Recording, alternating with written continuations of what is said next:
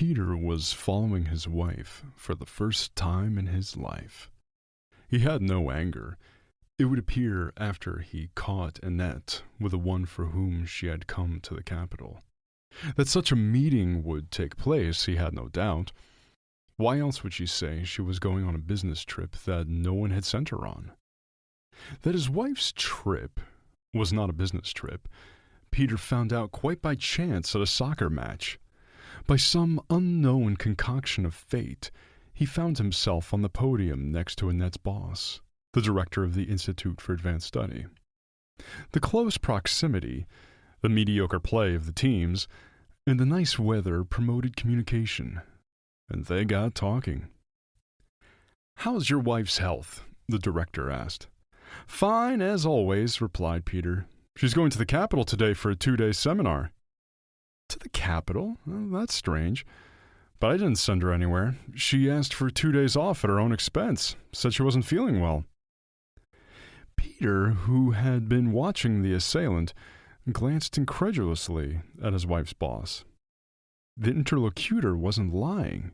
His eyes were clear and calm.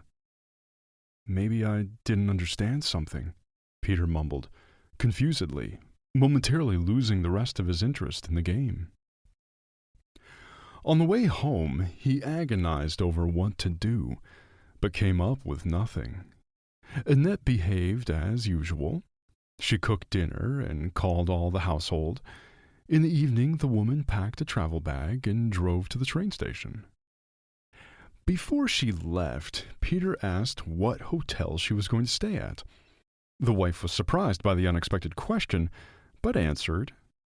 After seeing her out the window, Peter realized what he had to do. He sat down at the computer, bought a plane ticket, and booked a hotel. The man told his mother-in-law and son that he was going to his mother to solve some problems. Peter called his boss and took 2 days off. When Peter arrived at the hotel, he asked to be checked in closer to his wife. The girl at the reception desk checked Annette's reservation and availability, smiled, and said that Peter was very lucky. There were 2 empty rooms next to each other. That's where they'll be checked in. "Just please don't tell my wife about me. I want to surprise her," Peter said in a conspiratorial tone. "Oh, yes, of course," the receptionist nodded. "I won't say anything." "Thank you." He thanked her and went to his room. Peter felt like a spy. Without knowing why himself, he couldn't believe his wife was cheating, even though her lies were obvious. When Annette appeared, he was already in the hotel lobby. The man hid behind a large pot of tropical plants and watched his wife check in. He followed her up to his floor. In the room, he put his ear to the wall and heard the sound of pouring water. Annette was taking a shower. After about an hour, her room door slammed, and he hurried after his wife. Annette walked toward the center of town. Peter kept his distance, cautiously watching her.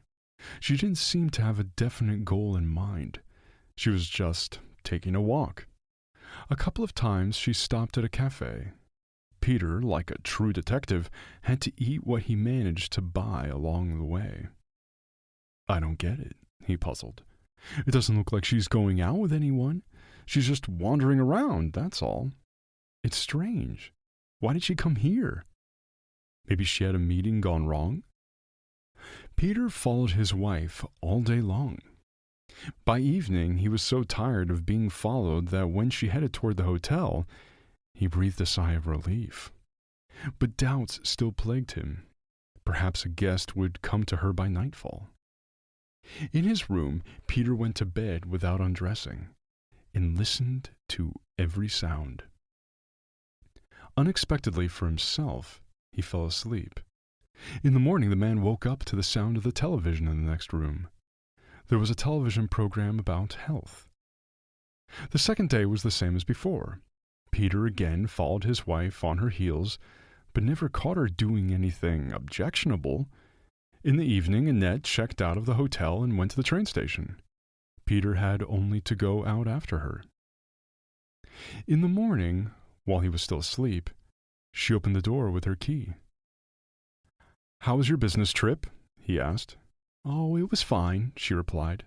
"It was the same as always." "What do you mean, like always?" he thought, grudgingly. She's going away just to walk around a strange city.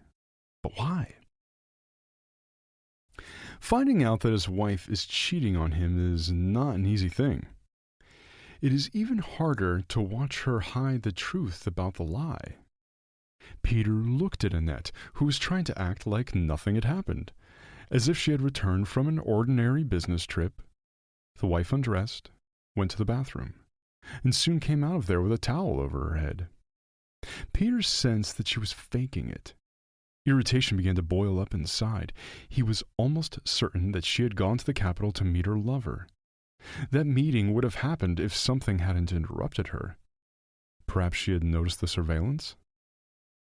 Peter didn't understand why she was doing this to him. What had he done wrong? He had always been a good husband, tried to do everything for the family, took her in with the baby. On top of that, Peter tolerated his mother-in-law in his apartment. He won't wait any longer, and he'll find out right now. "Annette, what were you doing in the capital?" he began. "What kind of strange question is that?" She raised her eyebrows in surprise. "I know you didn't have a seminar, and don't ask me how I got this information. Why did you go to the capital again?" asked Peter. He couldn't admit that he knew about her deception even before he left, and, like an idiot, set up a stakeout. He should have figured it out right away, not played spy. "Why aren't you talking?" His voice grew harsher. Annette looked tiredly at her husband. "Let's talk tonight. I have to go to work." "Tonight?" grinned Peter. "So you can come up with some plausible excuse? Talk now." Annette took the towel off her head and began to dry her hair. She was neither embarrassed nor frightened, only slightly annoyed. "Don't stall." "Well?" insisted Peter. "How long have you been going to him?" "To whom?" Annette genuinely wondered. "To your lover." "You've got it all wrong. I really didn't have a seminar. I just wanted to go for a walk, to be alone. I need it. It's how I recover." Recovering from what? Peter didn't know what she was talking about. "It's hard to explain. I call it alien city therapy. When negativity builds up, I need to get rid of it, not to pour it out on you. Alien city helps, nullifies all the problems." "What kind of nonsense are you talking?" he said confusedly, and thought her words might be true. "You see," Annette went on, as if she didn't hear his remark, "in an unfamiliar city, I feel like a tiny particle, a drop in the human sea. Compared to it, my problems begin to seem small, to dissolve without a trace." "What are you saying? What problems? What negativity? We're one family. We have everything in common." "Yes, but that doesn't give us the right to spoil each other's moods," replied Annette calmly. "What are you saying? I'm always ready to listen to you." Peter was indignant. "I tried talking to you, but you said you were sick of my problems and that I was always making things difficult and couldn't live a normal life." Peter didn't remember that, so he stated, "That didn't happen." "What do you mean it didn't happen? You also said, 'I'm sick of you always complaining about your problems. I've got a lot on my mind myself.'" Peter remembered something similar, but it was a long time ago. Day after day, he himself spouted off to his wife another dose of dissatisfaction with the behavior of her stupid son, intrusive mother-in-law, and frivolous coworkers, in the certainty that he had a right to do so. What else could it be? They are husband and wife, one and the same. "You were right," Annette continued. "We shouldn't dump negativity on each other. Some people go to shrinks, but I found another way. Besides, I love the capital so much. I didn't think being supportive of your husband was a problem for you. I didn't realize you were looking for a place to zero in. Where do you zero in? In a hotel or right on the train?" Annette looked at him in a way that made him realize he'd crossed the line. Guilty people don't look like that. To smooth over the awkwardness, he made what he thought was a weighty argument. "How much money did you spend on this? You could have found a cheaper way." No more than I'd spend on a professional psychologist, she said, and frowned. Annette lied. The last trip had cost a lot of money. Sooner or later, her husband would find out, and there would be a scandal. Peter was angry. He felt he was beginning to believe his wife, but the irritation wouldn't let go. "Since you're so gentle, I won't tell you any more," he declared in full confidence that he was punishing his wife by robbing her of her trust. "Do me a favor," she replied in tone with him. "Then I won't need to go anywhere." "In that case, what kind of family are we? Why do I need a wife if she can't listen to me? And yes, the conversation is over," the husband stated. He was outraged at Annette's behavior, leaving the house, the husband, the child, to go somewhere for 2 days, to spend the common money on this was truly absurd to him. "See, I'm pouring negativity on her," he grumbled on his way to work. Left alone, Annette wondered. In recent years, she had had a hard time putting up with her husband. On business trips, she managed to get a break from her family problems, walking through unfamiliar streets with no apparent purpose, peering into the city's bustle, sounds, smells. She felt the breath of something far more significant than herself. Looking out the indifferent hotel walls and the lights outside the window, falling asleep in a bed in which hundreds or thousands of other people had slept before her, she began to feel like a speck in a vast, vast world. In that moment, her own problems shrank to the size of a grain of sand. Stranger's City therapy worked without fail. Annette would return home cleansed, soothed, and back to work. But the truth was that she never left for vacation on purpose. She just didn't think it was possible. Her husband wouldn't understand, and she didn't want to deceive him. This time she had cheated on him for the first time, and twice. Annette did not go to the capital to rest, but to hand over 1,000,000 rubles and to save a loved one. Peter was nervous. He pulled out his phone and called his wife. When she answered, Peter stated flatly, "You're not going anywhere else. Change jobs." "Starting tomorrow, I'm going on vacation and going to the country," Annette replied in tone with him, and disconnected. It is said that one becomes like the place in which one lives. In a few weeks, in a mental institution, George had become like a mentally ill person. A little longer, and he would cease to adequately perceive the world around him, lose the ability to think, and forget who he was. It was his wife's cruel, cunning plan that had brought him here. George had no doubt that the reason for all this nightmare was the inheritance. As soon as he stepped into the rights, it all began. It turned out that a highly specialized, closed-care facility with intensive supervision had more than just therapeutic functions. "How stupid is this? How irredeemably stupid," repeated George, rocking back and forth in his chair. His whole life has changed dramatically. He had a home, a job, a wife, and now he's in a place worse than death. He had to gather his thoughts and figure out how to get out of here. Memories were drowning in his confused mind. My wife's birthday party, friends came to visit, my wife sat beside me and made me drink to her. This was unusual. She couldn't stand drunks. George was not wary, but absorbed the contents of several shots one by one. He also remembered one of his friends hugged his wife from behind and pressed her against him. This caused George to have an inadequate fit of aggression, and he punched the offender right in the face. They were separated, but he kept screaming and threatening. It was very strange not to like him at all. His wife gave him an injection, supposedly to calm him down, but it only got worse. An ambulance came, they put him on a stretcher, and brought him here. What at first seemed like a misunderstanding became a terrible, endless reality. George never came to his senses. The injections and pills plunged him into a depressed, lethargic state. It became clear that he was being poisoned, not cured. How could a person be held forcibly in a place like this these days? He begged, He demanded to be released. He shouted, but it was to no avail. George pushed for a meeting with the head doctor, but he was refused even that. He tried to protest, to use force, but they tied him up, gave him an injection, and shoved him into solitary confinement ward with bars on the windows. After he calmed down, he was transferred back to the general ward. 3 days later, his wife came in with a notary. She demanded that he give a power of attorney to dispose of all his assets, including his bank accounts. George refused.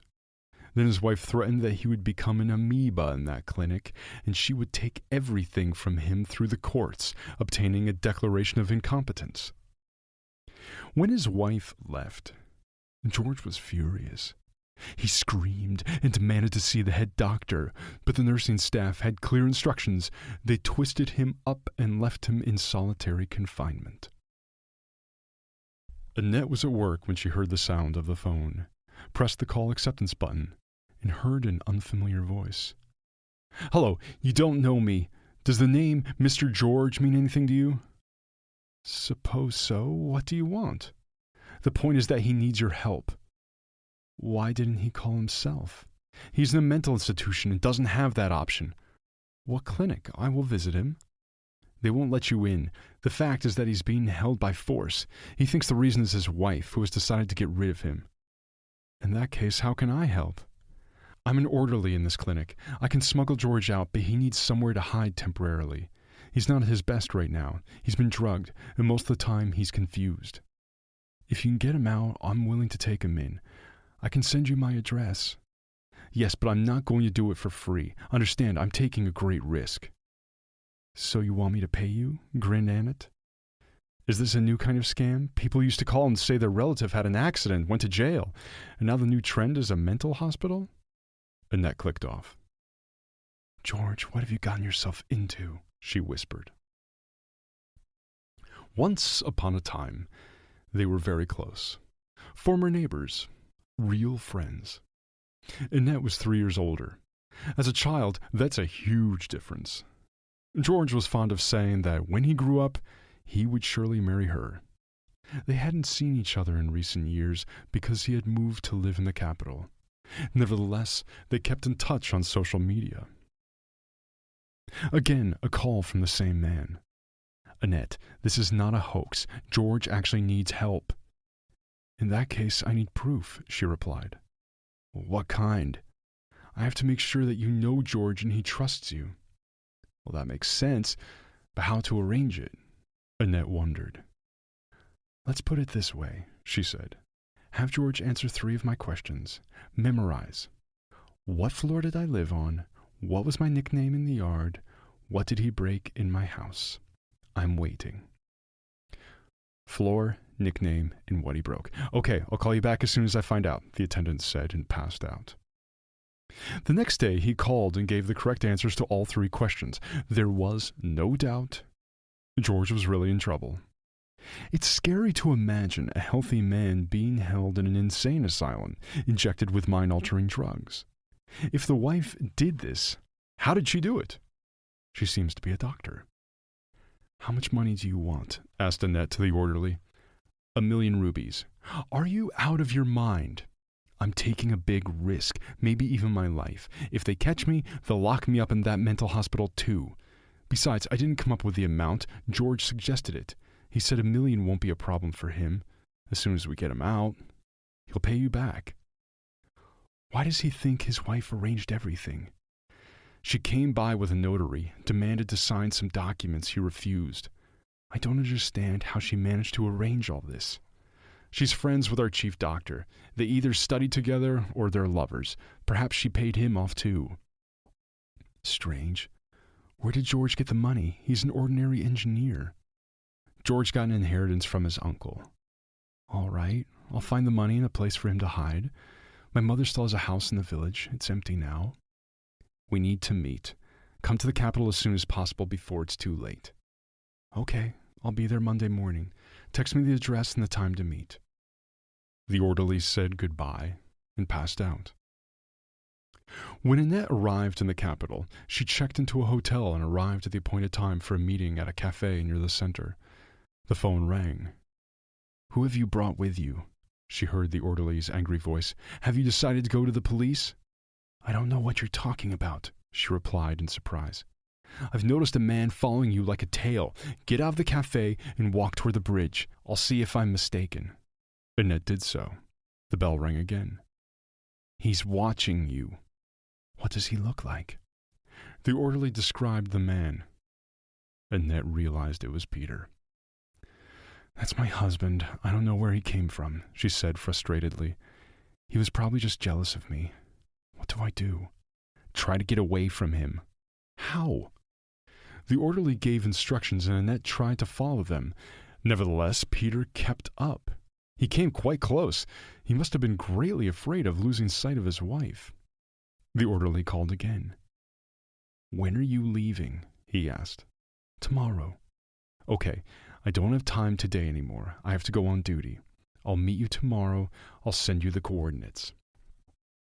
They said goodbye. Annette went on her way. Peter never came up. "He wants to catch me red-handed. Idiot." Annette was angry at her husband. That she hadn't told him about George was still understandable. It was just an exceptional case.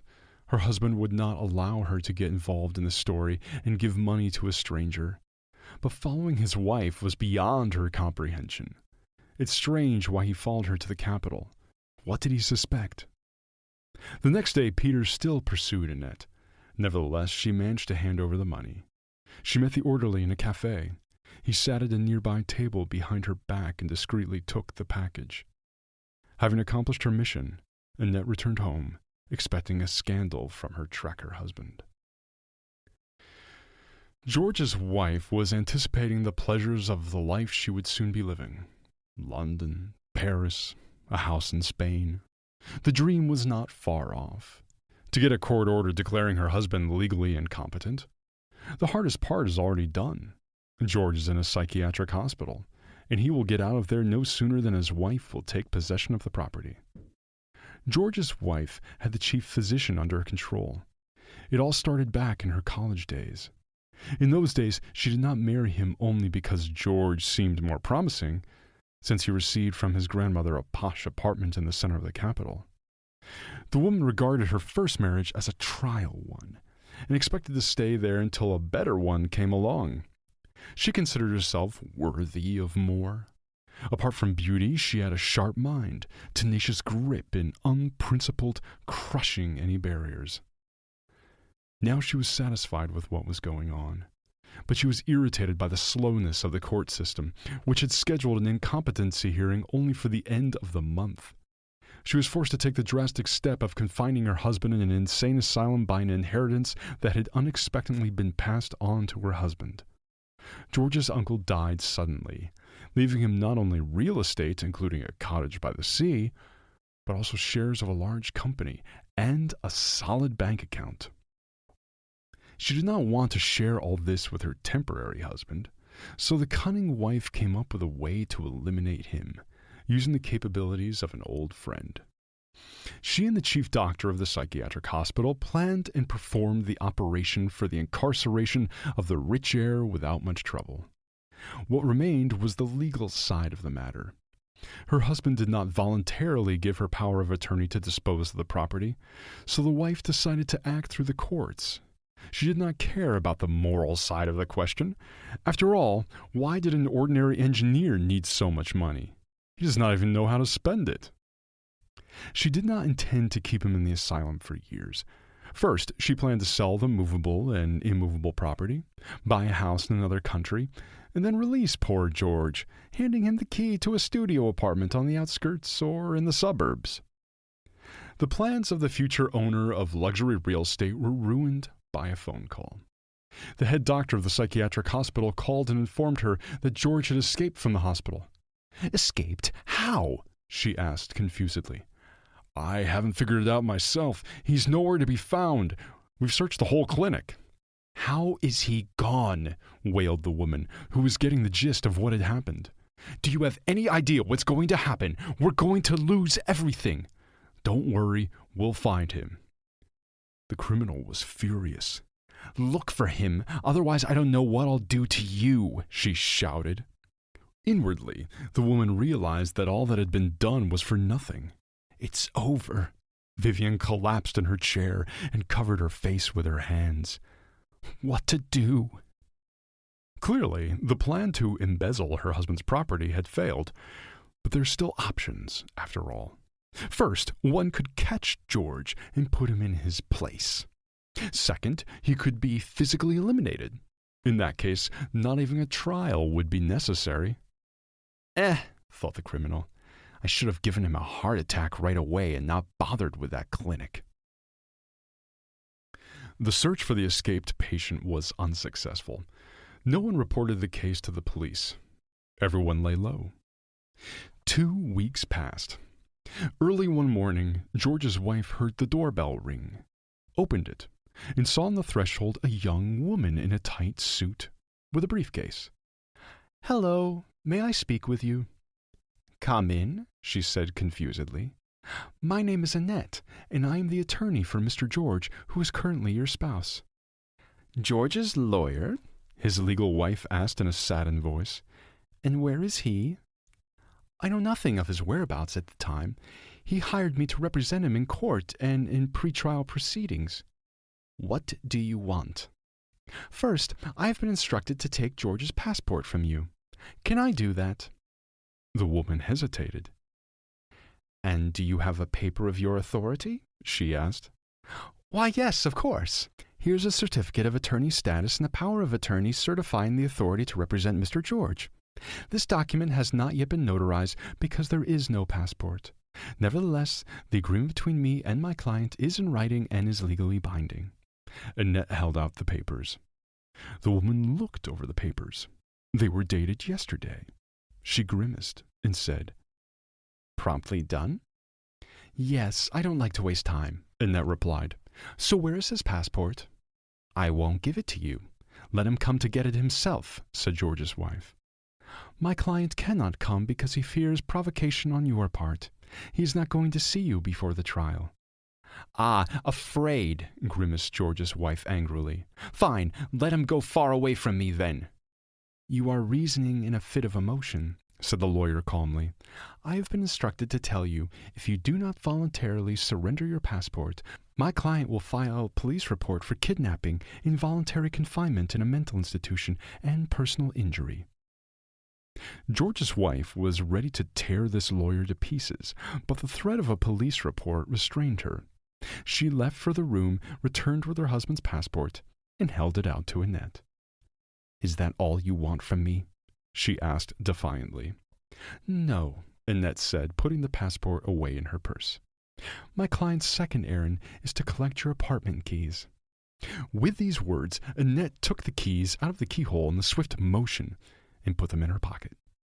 George's wife only had time to open her mouth and take a helpless gulp of air. "Third assignment," the husband's representative continued. "You must vacate the apartment within 3 days. If you fail to do so, the police report I mentioned will be filed." "To vacate the apartment? You're out of your mind! Where am I going to go?" "I don't have the answer to that question. I am representing my client here. I can only add one thing for myself. Mr. George is determined, and the charges against you are very serious and punishable under several articles of the Penal Code at once. If the case goes forward, not only the head doctor of the psychiatric hospital will go to prison, but so will you. And there will be a lot of jail time. Think hard on it." The woman clutched her head, and Annette continued. "At present, Mr. George is determined to settle the case amicably. If you do not make any property claims and file a joint divorce petition, he will forget where he has spent the past few weeks. Otherwise, as I said, a criminal case will be opened and you will go to jail for a long time. What shall I tell my client?" "I'll do anything," said George's wife, muffled. "In that case, Mr. George is expecting you tomorrow at 10 o'clock at the departmental office in your district. Security will be with him. I warn you about that in case you get the overwhelming urge to set up another operation. See you." Annette left the apartment, leaving the unsuccessful foreign property owner in a completely depressed state. "That's it," the criminal said to herself. "The game is lost." The idea of becoming George's lawyer came naturally to Annette. She'd already been a lawyer for 5 years, although for the last year she had been mostly engaged in teaching. Annette was forced to change her field of work by a vicious practice. Most clients were not interested in an honest, bona fide defense, but in whether the lawyer could achieve the goal they wanted. The first thing clients asked was whether she had personal connections in the prosecutor's office, the court, the bailiff's office. The answer that she was working under the law caused bewilderment and pitying glances. Annette had long considered leaving the Bar Association. She was tired of paying her dues, because there were fewer and fewer cases. It was a good thing she didn't quit. The education and diplomas of a lawyer came in handy. Though this time she managed to avoid a trial, George had no plans for revenge. He did not want to punish the woman he had once loved with prison. His only desire was to get a quick divorce and forget everything that had happened to him. When Annette returned from her meeting with his wife and told her that their plan had worked, George smiled for the first time in a month and a half. "Will she come to the departmental office?" he asked. "She will. Here's your passport and your apartment keys." "Thank you. I'd be lost without you." It was time for them to part. It had been 2 weeks since an orderly had carried George out of the mental hospital in the trunk of his car and brought him to the village. George and Annette have spent most of that time there, with her mother and son.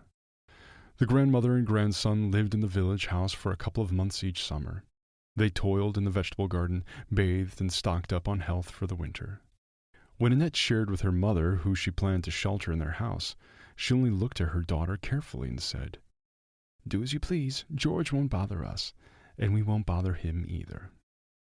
After the orderly called to say that everything had worked out and they were on their way, Annette realized a new period in her life had begun. She told her husband Peter that she was going to her mother's house in the country. The relationship between the couple was strained, so Peter did not object, but only grumbled grudgingly. "I see the rats are fleeing a sunken ship." Annette was not offended by rats. She must have earned the name for her secrets from her husband. But why Peter called himself a sinking ship, she did not understand.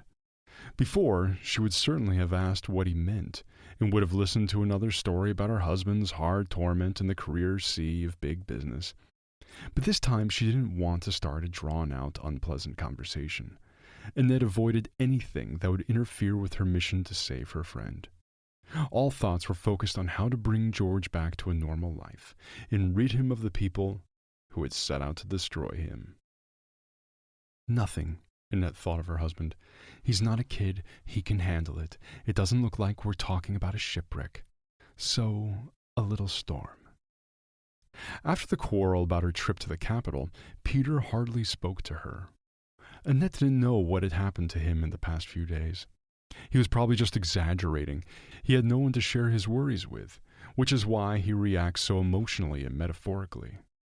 Going to the village, she intuitively felt that she would never return to this apartment again. Annette called a cab, wished her husband a happy stay, and left her home. When the attendant brought George in, Annette was already there. When she met her old friend, she hardly recognized him. He had lost a lot of weight, thought slowly, spoke out of place, but there was a joy in him that he had finally broken free.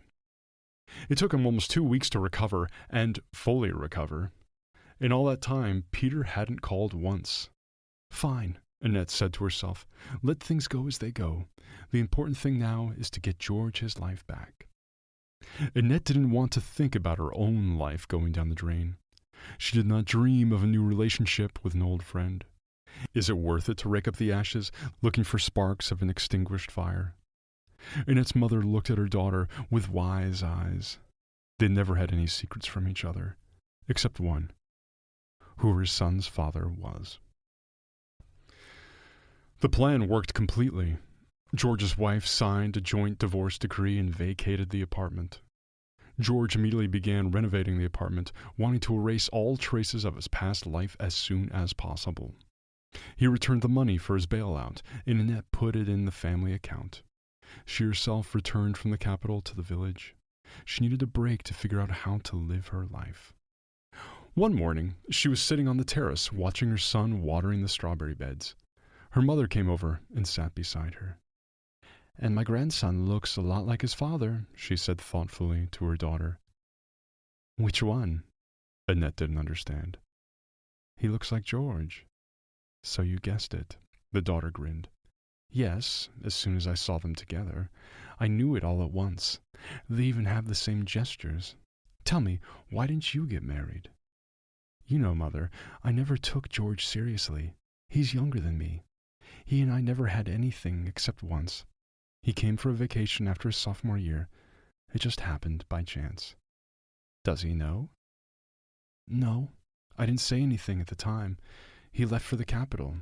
He still had a lot of studying to do, and I had already finished university, and I didn't really have feelings for him. It seemed silly for me to call and say, 'Marry me, we're going to have a baby.' What a waste. See how he got married badly, almost disappeared. You didn't tell him anything this time either." "No, I don't want to complicate things." "You see how fate has turned," the mother sighed. "Will you go back to Peter?" "I will. I think he needs me. He's in some kind of trouble." "All right, it's up to you, but me and my grandson are staying here for now." Annette opened the door with her key. Peter was home. Her husband looked at her sullenly and said, "Hi, I wasn't expecting you." "Why?" "You took money out of the account. I thought you weren't going to come back." "I got the money back," she replied and went to the bathroom. She washed her hands and looked at her toothbrush in the glass. Peter hadn't thrown it away, so it must have been waiting for her. Annette realized she was homesick. She went into the kitchen, turned on the coffee machine, and made herself some coffee. "Do you want coffee?" she called out to Peter. "Yes," he replied. "There's some pasta left on the stove. Eat it, you must be hungry." "Thank you." Surprisingly, in her absence, her husband began to cook. Annette made a second cup of coffee and went to Peter.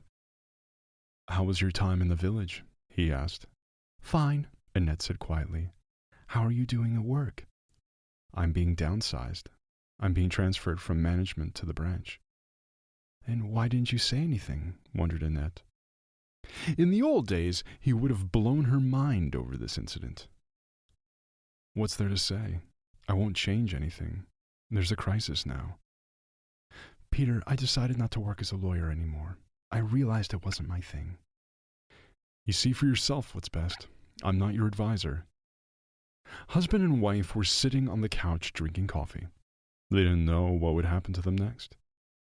"Peter, I lied to you. I was going away to help a childhood friend. He's in a lot of trouble." "Your son's father?" "How did you guess?" "I saw you. I came to the village." "Does the son know?" "No, I haven't told them." "Both of them?" "Yes." "Why?" "I don't know."